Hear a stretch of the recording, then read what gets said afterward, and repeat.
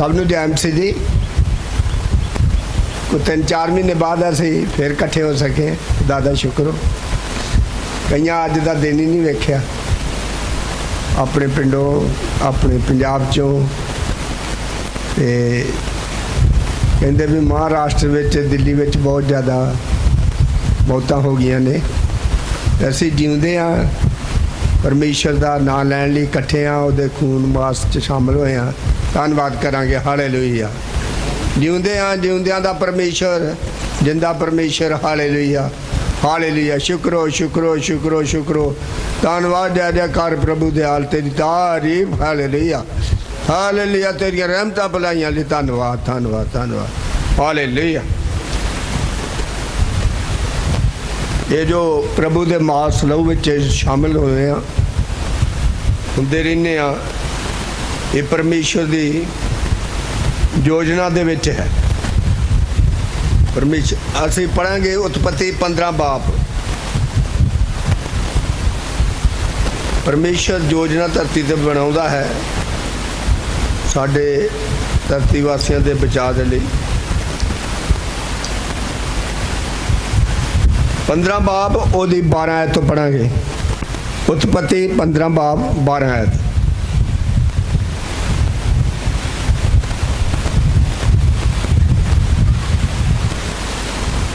शाबाश, कोई जना पढ़ दियो। जहाँ सूरज डुੱਬਣ लगा ਤਾਂ ਗੂੜੀ ਨੀਂਦਰ ਅਬਰਾਮ ਉੱਤੇ ਆ ਪਈ ਅਤੇ ਵੇਖੋ ਇੱਕ ਵੱਡਾ ਡਰਾਉਣਾ ਹਨੇਰਾ ਉਹਦੇ ਉੱਤੇ ਛਾ ਗਿਆ।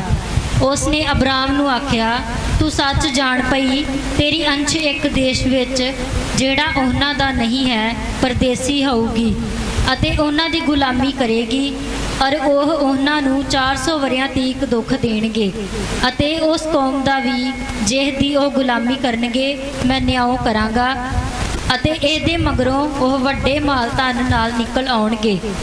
ਪਰ ਤੂੰ ਆਪਣੇ ਪਿਓ ਦਾਦਿਆਂ ਕੋਲ ਸ਼ਾਂਤੀ ਨਾਲ ਜਾਵੇਂਗਾ। ਤੂੰ ਚੰਗੇ ਬਿਰਧ-ਪੁਣੇ ਵਿੱਚ ਦਫਨਾਇਆ ਜਾਵੇਂਗਾ ਅਤੇ ਚੌਥੀ ਪੀੜ੍ਹੀ ਵਿੱਚ ਉਹ ਇੱਧਰ ਫੇਰ ਮੁੜਨਗੇ ਕਿਉਂ ਜੋ ਅਮੋਰੀਆ ਦੀ ਬੁਰੀਆਈ ਅਤੇ ਅਜੇ ਪੂਰੀ ਨਹੀਂ ਹੋਈ।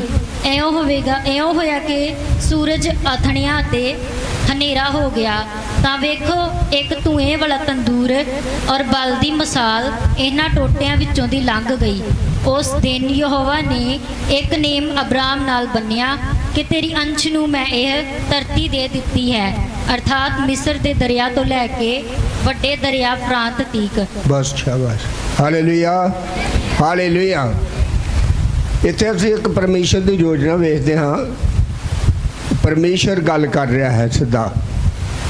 ਇਹ ਪਰਮੇਸ਼ਰ ਕੌਣ ਹੈ? ਇਹ ਯਿਸੂ ਮਸੀਹ ਹੈ ਜਦੋਂ ਉਹਨੇ ਅਜੇ ਜਨਮ ਨਹੀਂ ਸੀ ਲਿਆ। और इन्ना हौलनाक जो है परमेश्वर की आवाज़, परमेश्वर का जलाल। असी रसूलों के घर तो पहले बाब के जिहड़ा यूहन्ना ने दर्शन पाया है, वो भी इस तरह ही वो डर गया और बेहोश हो गया। फिर वो होश में आया तो उन्हें प्रभु नूं जलाली रूप में वेख्या। इस तरह अब्राहम ने परमेश्वर नूं बड़े हौलनाक हालत जलाल विच वेख्या ते उन्हें कहा कि तेरी अंश जिहड़ी है, तेरी औलाद 400 साल दे लई गुलामी विच जाएगी। 15 दी 13 च लिखिया है। अजे अब्राहम दे कोई लड़का नहीं है, लड़की नहीं है, औलाद है नहीं, पर परमेश्वर उन्होंने की कह रहा, तेरी अंश 400 साल वास्ते उस देश विच गुलाम होके जाएगी जिथे वो नहीं जानते। तो ये योजना परमेश्वर ने बनाई कि अब्राहम की औलाद जिहड़ी है गुलामी विच जावे और फिर उथों निकले। और फिर जो वो निकले उथों मिस्र च तो उन्होंने ये इशाराबानी करने का हुक्म होया। ये असी अगे देख सकते हैं। असी पढ़ांगे अयूब की किताब। अयूब की किताब जबूरा तो पहला है। अयूब उहदा 4 बाब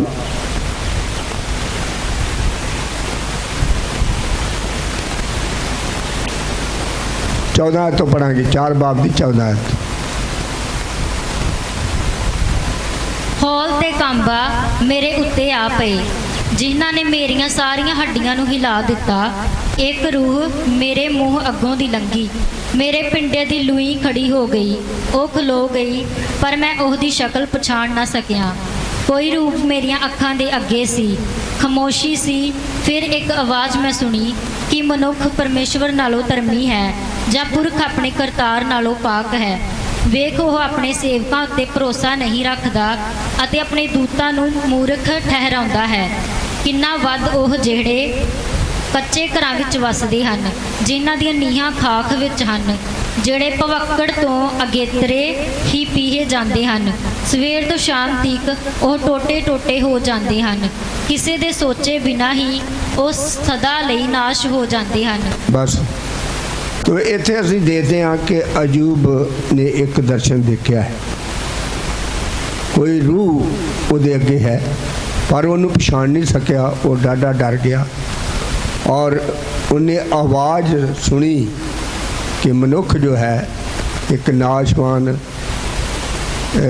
इंसान है और इसकी जिंदगी जिहड़ी है थोड़े ही पलों की है। इसलिए ਅਸੀਂ ਦੇਖਦੇ ਹਾਂ ਕਿ ਇਹਨਾਂ ਦਿਨਾਂ ਵਿੱਚ ਕਿੰਨੀ ਦੁਨੀਆ ਨਾਸ਼ ਹੋਈ। ਕਹਿੰਦੇ ਸਭ ਤੋਂ ਜ਼ਿਆਦਾ ਅਮਰੀਕਾ 'ਚ ਲੋਕ ਮਰੇ, ਪਰ ਮੈਂ ਤੁਹਾਨੂੰ ਜਗਰਾਫੀਏ ਦੇ ਹਿਸਾਬ ਨਾਲ ਦੱਸਦਾ, ਸਭ ਤੋਂ ਜ਼ਿਆਦਾ ਲੋਕ ਇਟਲੀ 'ਚ ਮਰੇ, ਜਿਹਨੂੰ ਰੋਮ ਵੀ ਕਿਹਾ ਜਾਂਦਾ ਹੈ।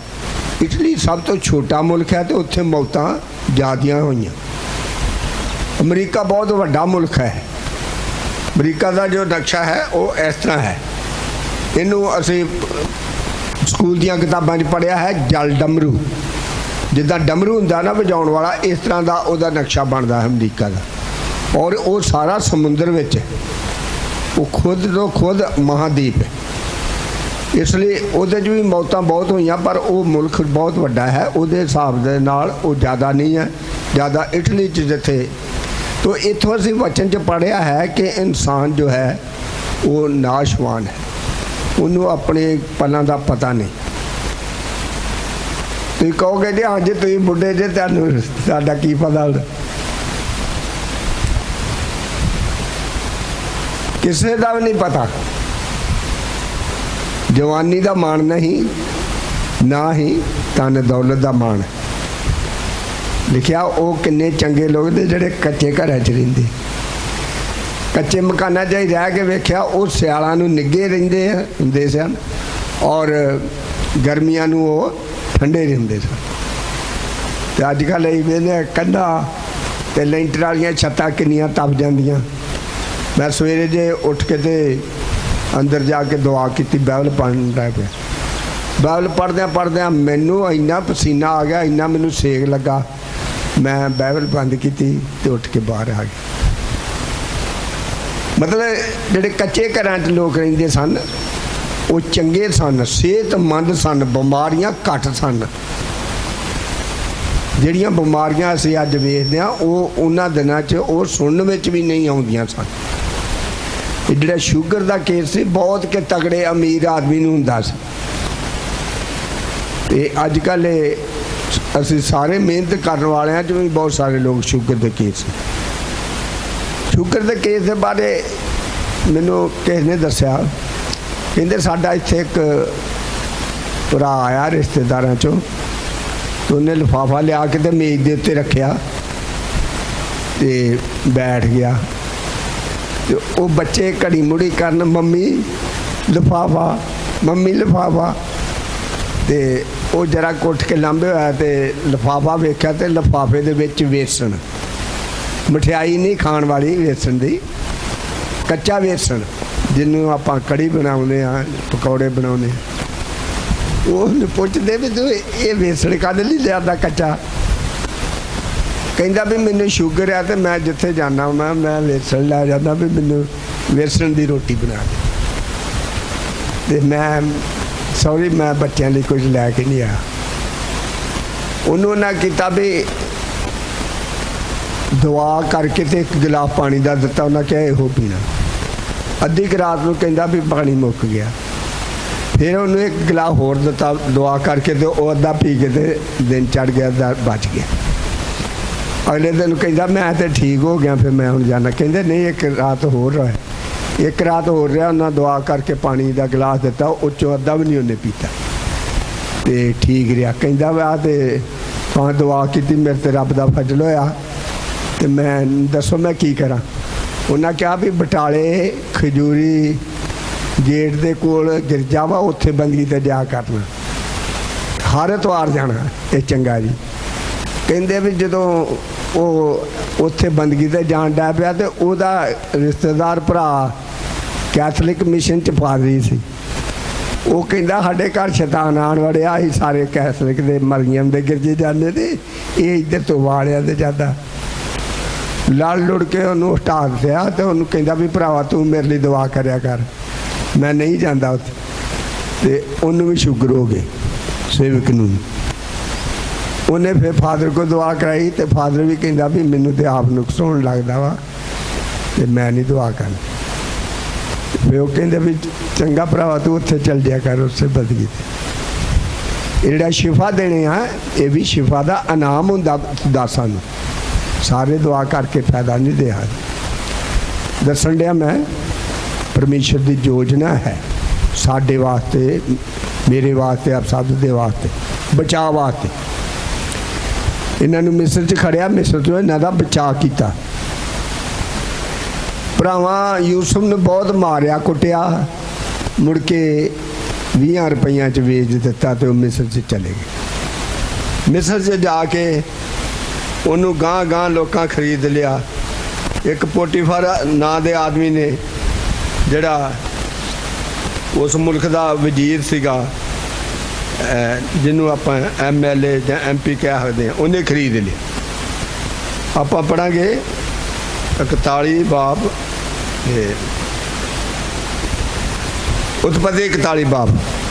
उस मिनिस्टर ने खरीद लिया, तो उस मिनिस्टर की औरत उहदे नाल बेईमानी करना चाहती सी। गल्लां तुसीं सुनिया, उन्हें नहीं किया, तो उन्हें जेल च पवाता। जेल च पवाता, तो जेल च उन्हें जेलियां दे सुपनियां का मतलब दसिया, तो उत्थे वो एक जेली छुट गया, तो उन्हें जाके राजे को गल की कि राजा जी जिहड़ा तुहानूं सुपना आया, उसका अर्थ एक बंदा जेल च वो दस सकता है। उन्हें मेरा दसिया, जिद्दां दसिया उदां ही हो गया। तो वो यूसुफ ने जेल चो कढ़िया, उन्हें सुपने का राजे दे दा अर्थ दसिया, तो राजे ने उन्होंने उत्थे दा हाकम बनाता। 41 बाब की 41 आयत, उत्पत्ति 41 बाब की 41 आयत।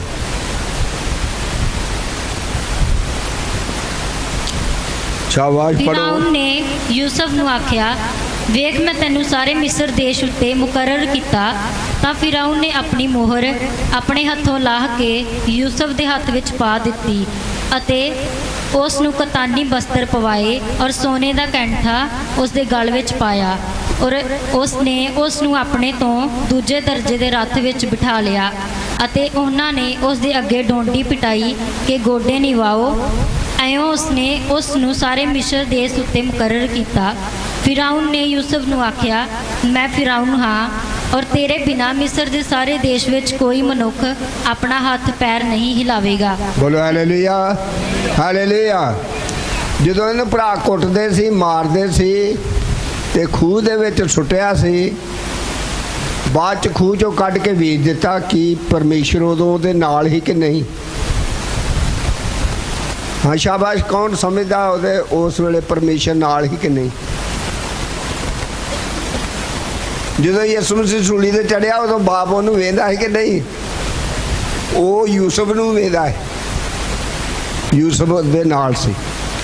इसलिए भैन भराओ, जो साडे ते गरीबी आउंदी आ, बीमारी आउंदी आ, तंगी आउंदी आ, लोग साडे विरुद्ध उठदे ने, उस वक्त भी परमेश्वर सानूं वेखदा हुंदा, पर वो होण दिंदा आ। उन्हां हालतां विचों यूसुफ निकल के फिर जाके फिरौन दे तख्त ते बैठा। ते जे आपां दुख नहीं ना सहना चाहुंदे, दुखां वेले रब तो भजना चाहुंदे आ, ते फिर गल नहीं बन सकदी। पेपरां विच बैठांगे, पेपर इम्तिहान दवांगे ते पास होवांगे ते अगली जमाते बच्चा बोलिया करो। जेड़ा पेपर दऊगा पास होऊगा ते फिर अगली जमाते ते जेड़ा पेपर देण तो भज जांदा वा, घर ही छड्ड दिंदा वा, पिंड ही छड्ड दिंदा। मेरे प्यो ने मैनू लै जाना पेपर देण, वो चढ़ू अगली जमाते। इसलिए कोई दुख आ रहा किसी की जिंदगी च, प्रीख्या आ रही, तंगी आ रही किस घर दे विच, ते ये परमेश्वर वालों है ते तुहानू देखदा पिया ते तुहां उस सब काहे नू चलना आ। प्रभु यीशु मसीह ने खुद सब कुछ चलिया और फिर एक दिन यूसुफ की तरह उच्चे किए जाओगे। 46 लिखा है यूसुफ 30 सालों का सी जदों वो फिरौन दे नाल मिस्र विच हाकम बनया। किन्ने सालों का है? 30 सालों का। गर्मी है, मैनू पता, मैं छेती गल खत्म करनी। तुम हंगारा दो तो मैं समझूगा भी सुन दे, हंगारा नहीं देते तुम कहोगे भी कितों आ गया। 30 सालों का है, 120 सालों का होके वो पूरा होया। किन्ने साल राज किया? बस इन्ना कुछ नहीं आता।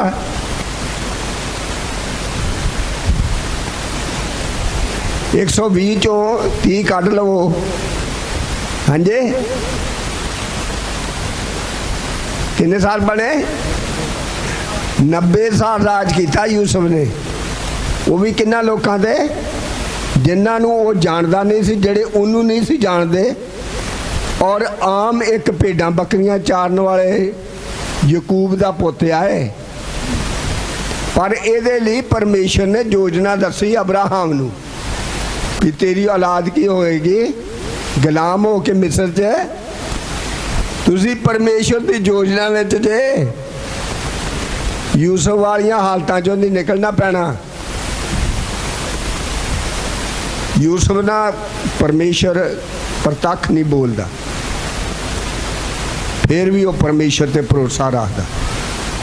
जिद्दां अब्राहम नाल बोलिया, अयूब ना बोलिया, होर नबियां ना बोलिया, इदां प्रतख नहीं बोलता, फिर भी वो परमेश्वर के नाल चलता है। 39 बाब पढ़ियो, इसका 3 ऐत, 39 बाब की 3 ऐत।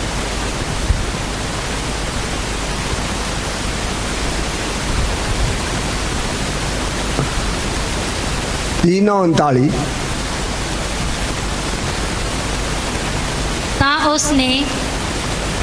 उस दे स्वामी ने वेख्या कि यहोवा उस दे अंग संग है, और जो काम वो करता है उस दे हथों ਉਹਨੂੰ सफल कराਉਂਦਾ है। सो यूसुफ उत्ते ਉਹਦੀ दया ਦੀ निगाह होई। हाँ देखो, जिस घर विच यूसुफ पहला सी पोटीफर दे घर विच, ਉਹਦੀ वजह दे नाल उस घर विच की होई? जे तुसी बेटी जे बेटा जे कुआरा घर विच हो ते परमेश्वर तुहाडे नाल है, तुसी परमेश्वर दे नाल चलदे हो ते तुहाडे घर च की आऊगी? पर जे तुहाडे घर च बरकत नहीं आउंदी, रात दिन खपी जांदे हो, खपी जांदे मेहनत करी जांदे, बरकत नहीं आउंदी, इसदा मतलब तुहाडे घर दे विचों कोई भी यूसुफ वर्गा परमेश्वर नूं नाल लैके चलण वाला। कई कहंदे आ, कईयां दा सवाल है जी कोई माड़ा काम भी नहीं करीदा, कि माड़ा भी नहीं सोचीदा, खपी दा भी बड़ी मेहनत करी दी आ, पर बनता कुछ नहीं। उसकी वजह की? हाँ अगे पढ़ियो, इत्थों ही। उसने ਉਹਦੀ सेवा की ਅਤੇ उसने ਉਹਨੂੰ ਆਪਣੇ ਘਰ ਦਾ ਮੁਖਤਿਆਰ बना दिता। इत्थे भी मुख्तियार बन गया, गोला खरीदया पशुओं की तरह। हाँ, और जो कुछ ਉਹਦਾ ਸੀ ਉਸ ਦੇ ਹੱਥ ਵਿੱਚ ਦੇ ਦਿੱਤਾ। ਐਂ ਹੋਇਆ ਕਿ ਜਿਸ ਵੇਲੇ ਤੋਂ ਉਸਨੇ ਉਹਨੂੰ ਆਪਣੇ ਘਰ ਦਾ ਔਰ ਆਪਣੀਆਂ ਸਭ ਚੀਜ਼ਾਂ ਦਾ ਮੁਖਤਿਆਰ ਬਣਾ ਦਿੱਤਾ, ਯਹੋਵਾ ਨੇ ਉਸ ਮਿਸਰੀ ਦੇ ਘਰ ਉੱਤੇ ਯੂਸੁਫ ਦੇ ਕਾਰਨ ਬਰਕਤ ਬਖਸ਼ੀ। हालेलुया। यूसुफ के कारण उस घर विच की बख्शी? बरकत बख्शी। तो तुहाडे कारण तुहाडे घर विच की होनी चाहिए आ? हाय ਤੁਹਾਡੇ ਕਾਰਨ ਤੁਹਾਡੇ ਘਰ ਵਿੱਚ ਕੀ ਹੋਣੀ ਚਾਹੀਦੀ ਆ, ਤੇ ਜੇ ਨਹੀਂ ਹੈਗੀ, ਨਹੀਂ ਹੁੰਦੀ, ਤੇ ਫਿਰ ਆਪਾਂ ਵੀ ਨਹੀਂ ਹੈਗੇ ਰੱਬ ਦੇ ਰਹਿ।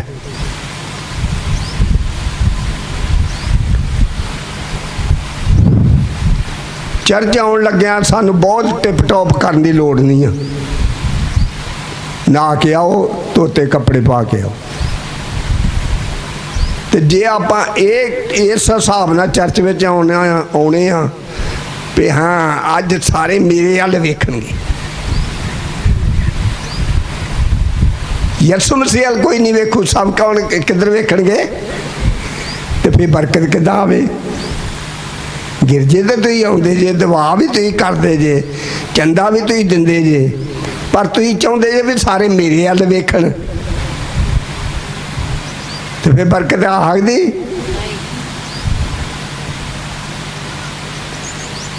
ਯੂਸਫ ਦੀ ਵਜ੍ਹਾ ਦੇ ਨਾਲ ਯੂਸਫ ਦੇ ਮਾਲਕ ਪੋਟੀਫਰ ਦੇ ਘਰ ਵਿੱਚ ਬਰਕਤ ਸੀ। ਤੁਹਾਡੇ ਕਾਰਨ ਤੁਹਾਡੇ ਘਰ ਵਿੱਚ ਕੀ ਹੋਣੀ ਚਾਹੀਦੀ ਆ, ਬਰਕਤ ਹੋਣੀ ਚਾਹੀਦੀ ਆ। ਤੁਸੀਂ ਬਰਕਤ ਵਾਲੇ ਬਣੋ, ਬਰਕਤ ਵਾਲੇ ਬਰਤਨ ਬਣੋ।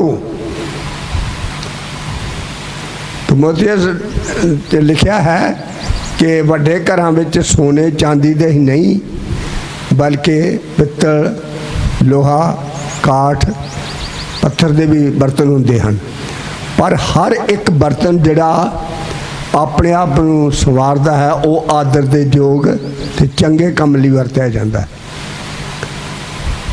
ਥੋੜ੍ਹਾ ਜਿਹਾ ਮੈਂ ਦੱਸਣਾ ਚਾਹੁੰਦਾ ਵੀ ਸਾਡੇ ਘਰਾਂ ਵਿੱਚ ਜਿਹੜੇ ਭਾਂਡੇ ਆ, ਕੁਛ ਅਸੀਂ ਬਾਥਰੂਮ 'ਚ ਰੱਖਦੇ ਹਾਂ, ਕੁਛ ਅਸੀਂ ਲੈਟਰੀਨ 'ਚ ਰੱਖਦੇ ਹਾਂ, ਕੁਛ ਅਸੀਂ ਕਿਚਨ 'ਚ ਰੱਖਦੇ।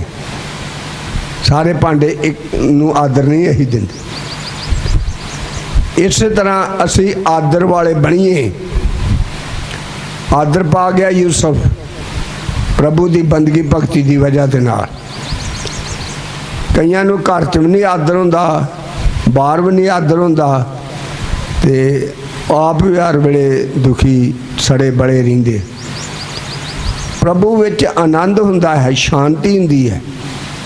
ਜਿੱਦਾਂ ਗਲਤੀਆਂ 5 ਬਾਬ ਦੀ 22 ਆਇਤ ਤੋਂ ਲਿਖਿਆ ਹੈ ਕਿ ਆਤਮਾ ਦਾ ਫਲ ਕੀ ਹੈ, ਪ੍ਰੇਮ, ਧੀਰਜ, ਦਿਆਲਗੀ, ਵਫਾਦਾਰੀ।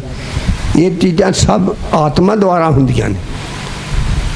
ਯੂਸਫ ਨਾਲ ਪ੍ਰਤੱਖ ਪਰਮੇਸ਼ਰ ਗੱਲਾਂ ਨਹੀਂ ਸੀ ਕਰਦਾ, ਬਲਕਿ ਉਹਦਾ ਆਤਮਾ ਉਹਦੇ ਵਿੱਚ ਦੀ ਹੋ ਕੇ ਕੰਮ ਕਰਦਾ ਸੀ। ਇਸੇ ਤਰ੍ਹਾਂ ਪਵਿੱਤਰ ਆਤਮਾ ਨੂੰ ਆਪਣੀ ਜ਼ਿੰਦਗੀ 'ਚ ਕੰਮ ਕਰਨ ਦਿਓ, ਪਵਿੱਤਰ ਆਤਮਾ ਨੂੰ ਆਉਣ ਦਿਓ। ਹਾਲੇਲੂਇਆ। ਮੈਨੂੰ ਇਸ ਵੇਲੇ ਐਤ ਯਾਦ ਨਹੀਂ ਆ ਰਹੀ। ਲਿਖਿਆ ਹੈ ਜ਼ਬੂਰਾਂ ਦੀ ਪੋਥੀ ਵਿੱਚ ਕਿ ਮੈਂ ਤੇਰੇ ਸਿਰ ਉੱਤੋਂ ਟੋਕਰੀ ਲਾ ਦਿਆਂਗਾ ਤੇ ਤੇਰੇ ਹੱਥ ਵਿੱਚੋਂ ਕਈ ਵੀ ਛੁਡਾ ਦਿਆਂਗਾ। ਕਈ ਟੋਕਰੀ, ਇਹ ਮਿਹਨਤ ਵਾਲਾ, ਬੜੀ ਸਖਤ ਮਿਹਨਤ ਹੈ, ਸਾਡੇ 'ਚੋਂ ਕਾਫੀ ਕਰਦੇ ਸਾਰੇ, ਛੁਡਾ ਦਿਆਂਗਾ। ਇੱਕ ਦਿਨ ਅਸੀਂ ਕਿ ਘਰ ਅਫਸੋਸ ਲਈ ਬੈਠੇ, ਉੱਥੇ ਇੱਕ ਬੰਦਾ ਆ ਗਿਆ, ਸਾਡੇ ਪਿੰਡ ਦਾ ਮਾਸਟਰ ਹੈ, ਤੇ ਉਹਨੇ ਕਿਹਾ ਗੱਲਾਂ ਗੱਲਾਂ 'ਚ ਵੀ ਇਹ ਆ ਸਾਡੇ ਜਿਹੜੇ ਪਾਦਰੀ ਸਾਹਿਬ ਆ, ਇਹਨਾਂ ਦੇ ਬਾਪ ਬਹੁਤ ਮਿਹਨਤ ਵਾਲੇ ਸੀ, ਸਾਡੇ ਵੀ ਕੰਮ ਕਰਦੇ, ਬਹੁਤ ਮਿਹਨਤ ਕਰਦੇ ਸੀ, ਕਿ ਇਹਨਾਂ ਚੋਰੀ ਠੱਗੀ ਨਹੀਂ ਸੀ ਕਰਦੇ, ਆਪਣੀ ਮਿਹਨਤ ਦੀ ਕਮਾਈ ਕਰਦੇ। ਤੇ ਮੇਰੇ ਵੱਲੋਂ ਕਹਿੰਦੇ ਆਵੇ ਲੋ ਇਹਨਾਂ ਦਾ ਲੜਕਾ, ਇਹਨੇ ਨਾ ਨਿੱਕੇ ਹੁੰਦੇ ਆ ਨਾ ਵੱਡੇ ਹੁੰਦੇ ਆ, ਨਾ ਹੋਣੀ ਮਿਹਨਤ ਨਹੀਂ ਕੀਤੀ।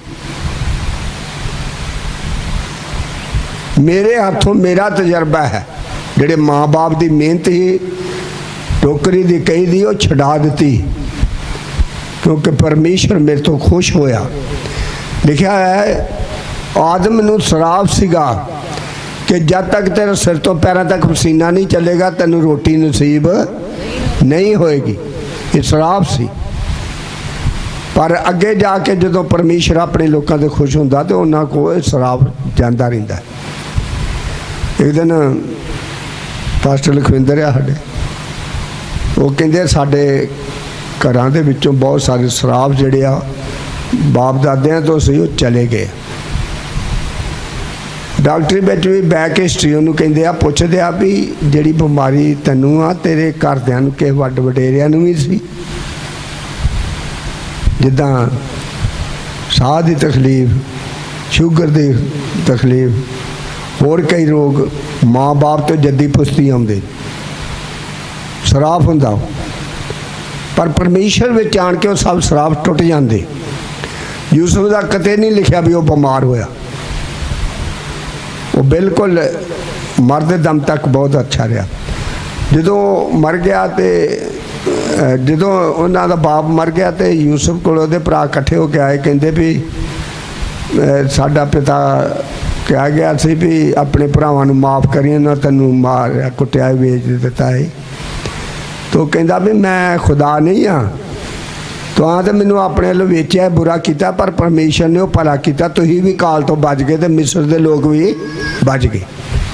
ਯੂਸਫ ਆਪਣੇ ਭਰਾਵਾਂ ਦੇ ਬਚਾਅ ਦਾ ਕਾਰਨ, ਆਪਣੇ ਸਾਰੇ ਟੱਬਰ ਦੇ ਬਚਾਅ ਦਾ ਕਾਰਨ, ਤੇ ਅਸੀਂ ਵੀ ਆਪਣੇ ਆਪਣੇ ਪਰਿਵਾਰਾਂ ਦੇ ਬਚਾਅ ਦਾ ਕਾਰਨ ਬਣਨਾ ਆ ਕਿ ਅਜੇ ਤੱਕ ਅਸੀਂ ਆਪ ਹੀ ਡੰਬੇ ਡੋਲੇ 'ਚ ਆ।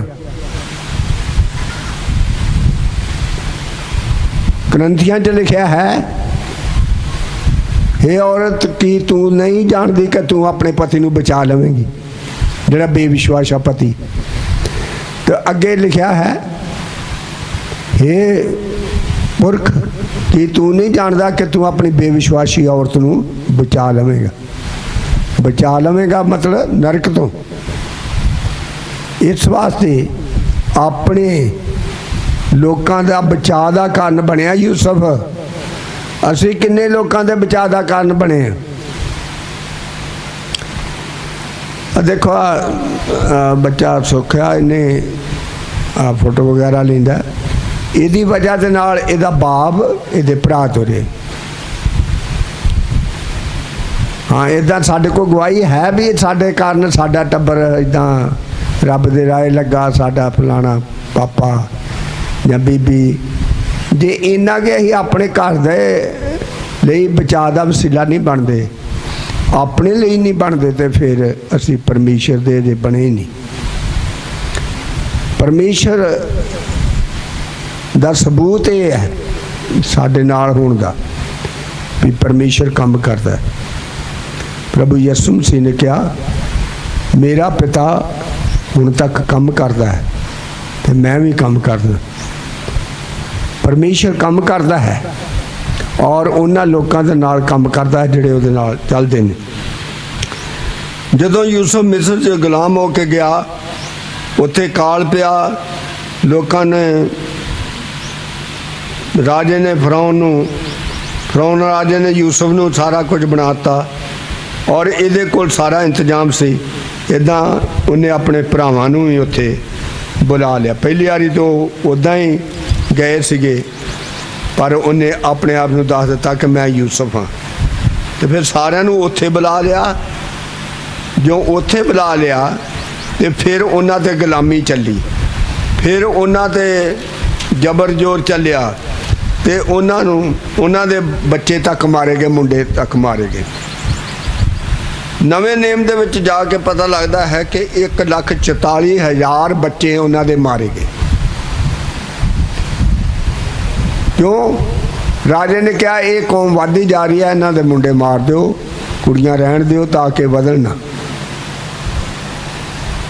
ਇਹ ਐਸੀ ਹਾਲਤ ਵਿੱਚੋਂ ਦੀ ਲੰਘਣਾ ਪਿਆ ਔਰ ਇਹ ਸਭ ਕੁਝ ਪਰਮੇਸ਼ਰ ਦੀ ਯੋਜਨਾ।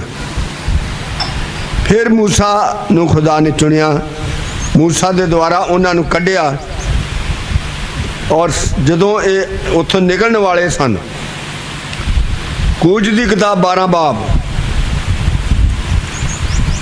ਕੂਚ 12 ਬਾਬ, ਤੇ ਇਹ ਮਾਸ ਔਰ ਲਹੂ ਦੀ ਰਸਮ ਉੱਥੇ ਸ਼ੁਰੂ ਹੋਈ। ਯਹੋਵਾ ਨੇ ਮਿਸਰ ਦੇਸ਼ ਵਿੱਚ ਮੂਸਾ ਤੇ ਹਾਰੂਨ ਨੂੰ ਆਖਿਆ ਕਿ ਇਹ ਮਹੀਨਾ ਤੁਹਾਡੇ ਮਹੀਨਿਆਂ ਦਾ ਆਰੰਭ ਹੋਵੇਗਾ ਔਰ ਇਹ ਤੁਹਾਡੇ ਵਰੇ ਦੇ ਮਹੀਨਿਆਂ ਵਿੱਚ ਪਹਿਲਾ ਹੈ। ਇਸਰਾਇਲ ਦੀ ਸਾਰੀ ਮੰਡਲੀ ਨੂੰ ਇਹ ਬੋਲੋ ਕਿ ਇਸ ਮਹੀਨੇ ਦੀ 10ਵੀਂ ਨੂੰ ਇੱਕ ਜਾਣਾ ਆਪੋ ਆਪਣੇ ਪਿਤਰਾਂ ਦੇ ਘਰਾਣੇ ਅਨੁਸਾਰ ਔਰ ਹਰ ਘਰ ਪਿੱਛੇ ਇੱਕ ਲੇਲਾ ਲਵੇ। ਹਾਂ, ਇੱਕ ਲੇਲਾ ਲਵੇ। ਲੇਲਾ ਜਿਹੜਾ ਹੈ ਬੱਜ ਤੋਂ ਰਹਿਤ ਹੋਵੇ, ਉਹਦਾ ਅੰਗ ਨਾ ਟੁੱਟਾ ਹੋਵੇ, ਉਹਦੇ ਤੇ ਕਿਸੇ ਤਰ੍ਹਾਂ ਦਾ ਰੋਗ ਨਾ ਹੋਵੇ, ਉਹ ਬੱਜ ਤੋਂ ਰਹਿਤ ਹੋਵੇ, ਇਹ ਯਿਸੂ ਮਸੀਹ ਨੂੰ ਦਿਖਾਉਂਦਾ ਹੈ।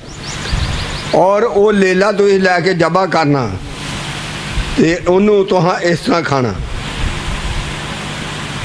ਔਰ ਜੇਕਰ ਕੋਈ ਟੱਬਰ ਇੱਕ ਲੇਲੇ 7 ਐਤ ਪੜੋ। ਤੁਸੀਂ ਥੋੜਾ ਲਹੂ ਲੈ ਕੇ, ਲੇਲੇ ਦੀ ਕੁਰਬਾਨੀ ਦਾ ਲਹੂ ਲੈ ਕੇ ਆਪਣੇ ਘਰ ਦੇ ਜਿਹੜਾ ਵੱਡਾ ਮੇਨ ਗੇਟ ਹੈ ਉਹਦੇ ਉੱਪਰਲੇ ਸੇਰੂ ਤੇ ਦੋਨਾਂ ਬਾਹੀਆਂ ਤੇ ਲਾ ਦੇਣਾ। ਜਿਸ ਘਰ ਵਿੱਚ ਉਹ ਕੁਰਬਾਨੀ ਦਾ ਲਹੂ ਲੱਗਾ ਹੋਏਗਾ ਉਸ ਘਰ 'ਚ ਮੌਤ ਨਹੀਂ ਆਏਗੀ। ਉੱਪਰਲਾ ਸੇਰੂ ਤੇ ਸਾਈਡਾਂ ਤੇ ਖੂਨ, ਇਹ ਸਲੀਬ ਨੂੰ ਦਿਖਾਉਂਦਾ ਹੈ। ਸਲੀਬ ਦੀਆਂ 3 ਬਾਹੀਆਂ ਹੁੰਦੀਆਂ, ਇੱਕ ਤਾਂ ਨੂੰ 2 ਸਾਈਡਾਂ ਨੂੰ। ਤੋ ਇਸ ਤਰ੍ਹਾਂ ਇਹ ਪ੍ਰਭੂ ਯਿਸੂ ਮਸੀਹ ਦੀ ਕੁਰਬਾਨੀ ਨੂੰ ਦਿਖਾਉਂਦਾ ਹੈ। ਔਰ ਲਿਖਿਆ ਹੈ ਤੁਸੀਂ ਫਸਹ ਦਾ ਤਿਉਹਾਰ ਮਨਾ ਕੇ ਇਹਨੂੰ ਇੱਦਾਂ ਖਾਣਾ ਹੈ। ਤੁਹਾਡਾ ਲੱਕ ਬੱਧਾ ਹੋਵੇ ਤਾਂ ਤੁਸੀਂ ਉਹਨੂੰ ਛੇਤੀ ਛੇਤੀ ਖਾਣਾ ਹੈ। ਤੁਹਾਡਾ ਲੱਕ ਬੱਧਾ ਹੋਵੇ, ਪੈਰੀ ਜੁੱਤੀ ਪਾਈ ਹੋਵੇ। 10 ਐਤ ਵੇਖੋ, 11 ਐਤ ਤੁਸੀਂ ਉਸਨੂੰ ਖਾਣ ਲੱਗਿਆ ਪੂਰੇ ਕੱਪੜੇ ਪਾਏ ਹੋਣ, ਜੁੱਤੀ ਪਾਈ ਹੋਵੇ, ਹੱਥ ਵਿੱਚ ਲਾਠੀ ਰੱਖਣਾ ਔਰ ਇਹਨੂੰ ਛੇਤੀ ਛੇਤੀ ਖਾਣਾ, ਕਿਉਂਕਿ ਇਹ ਫਸਹ ਦਾ ਤਿਉਹਾਰ ਹੈ, ਆਜ਼ਾਦ ਹੋਣ ਦਾ ਦਿਨ ਹੈ।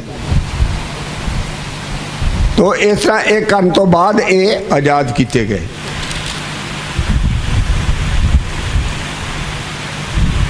ਚਾਲੀ ਆਇਤ ਪੜ੍ਹਿਓ 12 ਬਾਬ ਦੀ। ਇਸਰਾਏਲੀਆਂ ਦੇ ਮਿਸਰ ਵਿੱਚ ਵਸੇਬੇ ਦਾ ਸਮਾਂ 430 ਵਰੇ ਸੀ। हाँ, खुदा ने क्या है 400 साल गुलामी च जान गए, पर 430 लग गए। जो 400 वारा टप गया तो उन्हें समझा भी नहीं, खुदा ने कोई साढ़े लिए इंतजाम नहीं किया। पर 430वें साल दे विच ये आज़ाद होए। और यूसुफ ने इन्हों आख्या से मेरिया हड्डियां तो ही लै जाना, क्योंकि तुहानू खुदा इत्थों आज़ाद करेगा तो उत्थे जाके दफनाउणा जिथे तुहां वसना। सो यूसुफ दीयां हड्डियां भी लै गए। ये 46 आयत विच लिखिया। तो इस तरह इन्हों आज़ाद किया गया। ये इशाराबानी की रस्म इन्हां नाल ठहराई गई।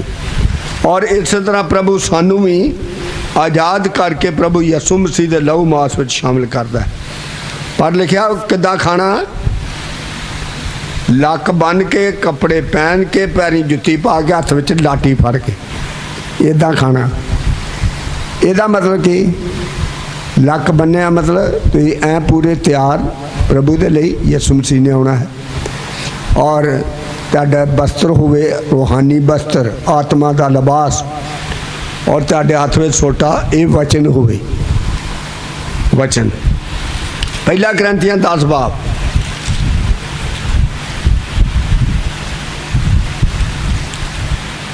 रोमिया तो बाद पहला ग्रंथियां, रसूलां दे करतब, रोमिया ते ग्रंथियां। शाबाश।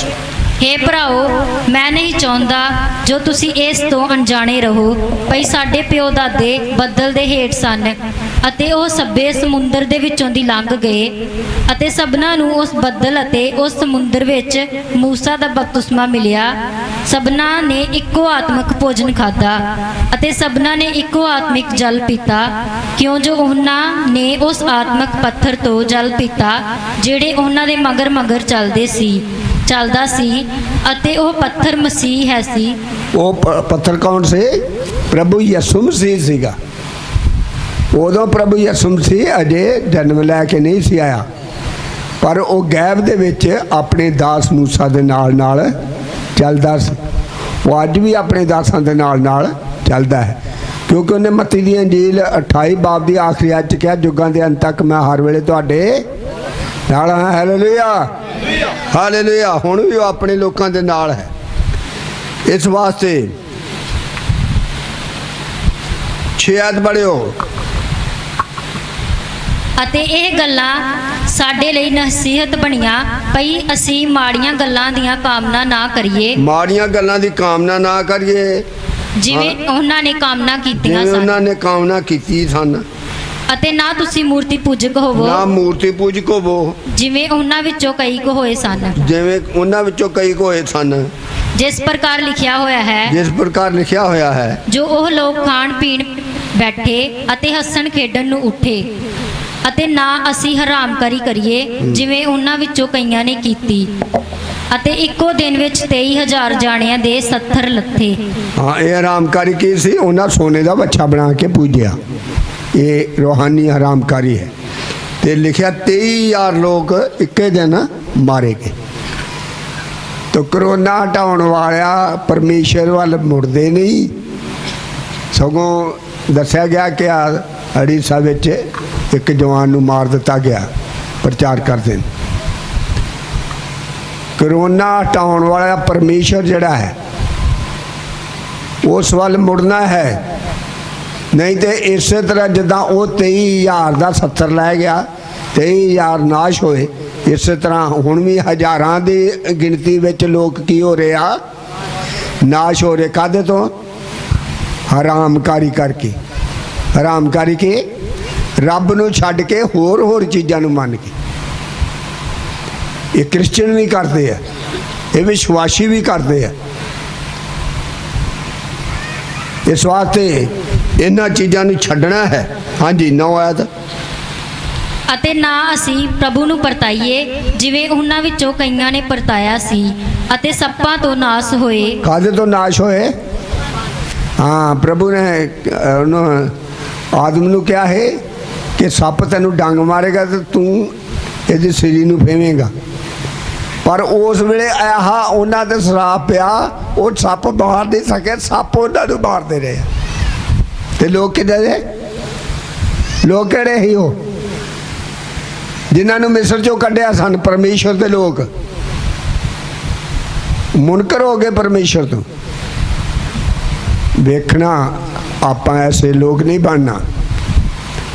ਪ੍ਰਭੂ ਤੋਂ ਡਰਨਾ, ਪ੍ਰਭੂ ਦੀ ਭਗਤੀ ਕਰਨਾ, ਪ੍ਰਭੂ ਦੇ ਨਾਲ ਜੁੜੇ ਰਹਿਣਾ, ਉਹਦੇ ਹੁਕਮ ਦੇ ਅਨੁਸਾਰ ਜੀਵਨ ਬਤੀਤ ਕਰਨਾ ਹੈ। ਔਰ ਫਿਰ ਲਿਖਿਆ ਹੈ ਨਾ ਤੁਸੀਂ ਬੁੜ ਬੜਾਉਣਾ। ਹਾਂ, ਬਹੁਤ ਜਿਵੇਂ ਉਹਨਾਂ ਵਿੱਚੋਂ ਬੁੜ ਬੜਾਏ ਤੇ ਉਹ ਵੀ ਨਾਸ਼ ਹੋਣ ਵਾਲੇ ਤੋਂ ਨਾਸ਼ ਕੀਤੇ। ਆ ਦੇਖੋ, ਜਿਹੜਾ ਮੂੰਹ ਦਾ ਜ਼ੋਰ ਆ ਨਾ, ਬੁੜ ਬੜਾਉਣਾ, ਐਵੇਂ ਉਹ ਤੋਂ ਬੂਤ ਬੋਲੀ ਜਾਣਾ, ਇਹ ਵੀ ਪਾਪ ਜੇ।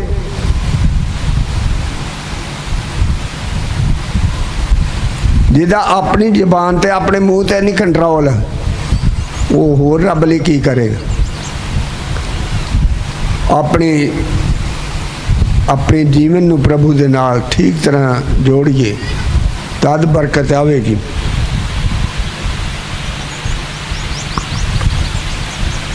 ਗਿਆਰਾਂ 'ਚ ਲਿਖਿਆ ਹੈ ਸਭ ਕੁਝ। ਹਾਂ, ਪੜ੍ਹਿਓ 11। ਸੋ ਇਹ ਗੱਲਾਂ ਉਹਨਾਂ ਉੱਤੇ ਨਸੀਹਤ ਦੇ ਲਈ ਹੋਈਆਂ ਅਤੇ ਸਾਨੂੰ ਮੱਤ ਦੇਣ ਲਈ ਲਿਖੀਆਂ ਹੋਈਆਂ ਹਨ। ਕਾਹਦੇ ਲਈ ਹੈ? ਸਾਡੇ ਲਈ। ਇਹ ਕਲਾਮ ਕਾਹਦੇ ਲਈ ਲਿਖਿਆ ਗਿਆ? ਸਾਨੂੰ ਮੱਤ ਦੇਣ ਲਈ ਲਿਖਿਆ ਗਿਆ ਹੈ। ਇਹ ਲਿਖਤ ਜੋ ਹੈ ਵਚਨ ਸਾਨੂੰ ਮੱਤ ਦੇਣ ਲਈ ਹੈ। ਵਚਨ ਸਾਨੂੰ ਕੀ ਦੇਣ ਲਈ ਹੈ? ਤੋ ਵਚਨ ਇਹ ਜਿਹੜਾ ਪੜ੍ਹ ਰਹੇ ਆ ਕੀ ਆ? ਸਾਡੇ ਲਈ ਮੱਤ ਹੈ, ਬੁੱਧ ਹੈ, ਹਿਕਮਤ ਹੈ, ਦਾਨਿਸ਼ਮੰਦੀ ਹੈ। ਪ੍ਰਭੂ ਦੇ ਲੋਕਾਂ ਦਾ ਸਹੀ ਪਤਾ ਉਹਦੇ ਜ਼ਬਾਨ ਖੁੱਲ੍ਹਣ ਤੋਂ ਲੱਗਦਾ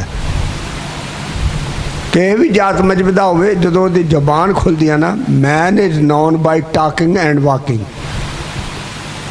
ਗੱਲਬਾਤ ਤੋਂ, ਚਾਲ ਚੱਲਣ ਤੋਂ ਪਤਾ ਲੱਗ ਜਾਂਦਾ ਬੰਦੇ ਦਾ। ਇਸ ਵਾਸਤੇ ਆਪਣੀ ਜ਼ਬਾਨ ਨੂੰ ਕੰਟਰੋਲ ਕਰਨਾ, ਔਰ ਇਸ ਦੁਨੀਆ ਦੀ ਚਾਲ ਨਹੀਂ ਚੱਲਣੀ, ਇਹ ਦੁਨੀਆ ਦਾ ਰੀਤ ਰਿਵਾਜ ਨਹੀਂ ਚੱਲਣਾ। ਦੁਨੀਆ ਦੇ ਜਿੰਨੀਆਂ ਰਸਮਾਂ ਨੇ, ਰੀਤਾਂ ਨੇ, ਜਿਹੜੀਆਂ ਬਾਈਬਲ ਦੇ ਅਨੁਸਾਰ ਨਹੀਂ ਹੈ, ਉਹਨਾਂ ਨੂੰ ਨਹੀਂ ਮੰਨਣਾ, ਭਾਵੇਂ ਸਾਡੇ ਆਪਣੇ ਕੌਮ ਦੇ ਵਿੱਚ ਹੋਣ। ਬਿਲਕੁਲ ਸਿੱਧੇ ਸਾਦੇ ਬੰਦੇ ਰੱਬ ਦੇ ਬਣਨਾ ਹੈ। ਪਰਮੇਸ਼ਰ ਸਾਨੂੰ ਚਾਹੁੰਦਾ ਹੈ ਕਿ ਅਸੀਂ ਇਹ ਯੋਗ ਬਣੀਏ ਕਿ ਜਦੋਂ ਪ੍ਰਭੂ ਆਵੇ ਤੇ ਅਸੀਂ ਉਹਦੇ ਨਾਲ ਉਠਾਏ ਜਾਈਏ। ਪ੍ਰਭੂ ਦੇ ਯੋਗ ਬਣਨਾ ਸਭ ਤੋਂ ਵੱਡੀ ਗੱਲ ਹੈ। ਬਾਕੀ ਇਸ ਸੰਸਾਰ 'ਚ ਜੋ ਅਸੀਂ ਕੀਤਾ ਹੈ वो के गिनती च नहीं है।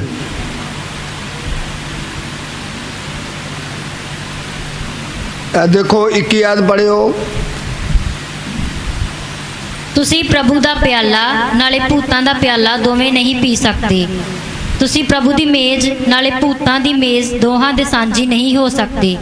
ਅਥਵਾ ਕੀ ਅਸੀਂ ਪ੍ਰਭੂ ਨੂੰ ਅਣਖ ਦੁਆਉਂਦੇ ਹਾਂ ਕਿ ਅਸੀਂ ਉਸ ਨਾਲੋਂ ਬਲੀ ਹਾਂ। हाँ कि असी प्रभु नाल बली जेड़े असी इशाराबानी शामिल होने हैं ना, वो शैतान दे प्याले विचों शैतान दे मेज विच शामिल नहीं हो सकते। ते जे हुन्ने आ तो फिर लिखा असी परमेश्वर नूं अणख दवाउने आ ते की असी परमेश्वर नाल बली हाँ। बिल्कुल असी तो जीरो हाँ। जिद्दां असी अयूब की किताब च पढ़िया सी कि इंसान जो कड़ी पलदा है इसका की भरोसा है। असी इंसान एक साह ही हाँ।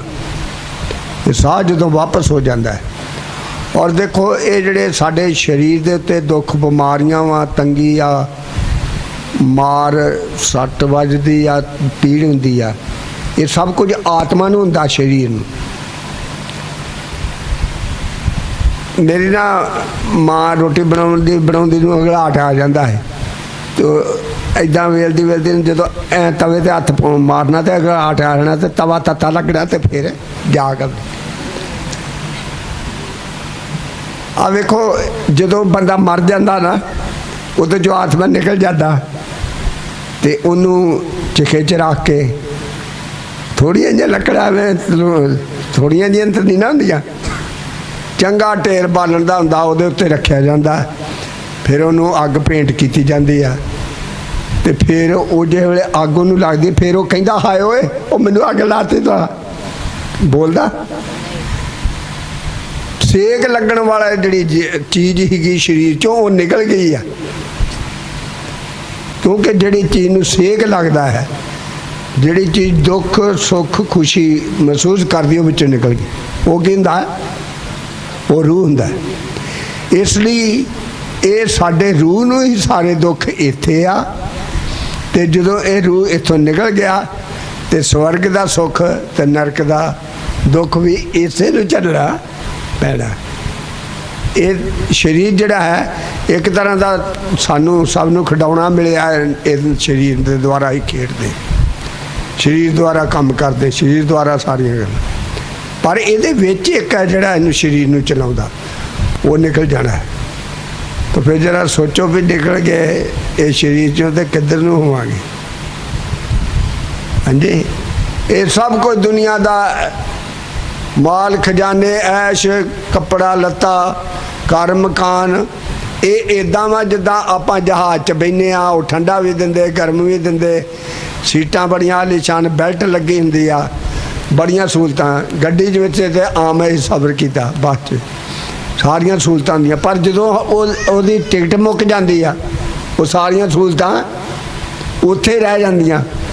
कोई कहता भी मैं गड्डी च बैठा तो मैनू इन्ना कुछ तुसीं दिंदे सी वो मैं नाल लैके जाना, कुछ नहीं लै सकदा। इस तरह जदों आपां ये शरीर विचों निकलना है, निकल जाना है, कुछ भी आपां लैके नहीं जाना। फिर तो आप पंजाबी च एक कहावत सुनते हो भी रब दे नां ते दिता ही कम,